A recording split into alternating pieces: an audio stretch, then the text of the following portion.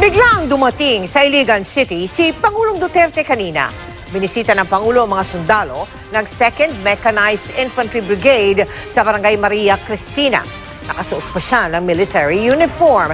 Pinangakuan niya ang mga sundalo ng kanyang walang sawang pagsuporta sa kanila. Dapat sana ipapunta ng marami ang Pangulo pero hindi natuloy ito dahil sa masamang panahon. Sa litratong ito makikitang bakat ang bulletproof vest ni Special Assistant to the President, Bongo. Pero ang Pangulo, tila sando lang ang suot sa ilalim ng military uniform. Makikita ring may mahabang baril na dala ang Pangulo. Kagabi naman ay inaprubahan ng Pangulo ang pagbibigay ng conditional pardon sa 10 inmates. Napalaya na ang 10 mula sa New Bilibid Prison. Mga consultant sila ng National Democratic Front at binigyan daw ng conditional pardon bilang bahagi ng pagpapatuloy ng usaping pangkapayapaan.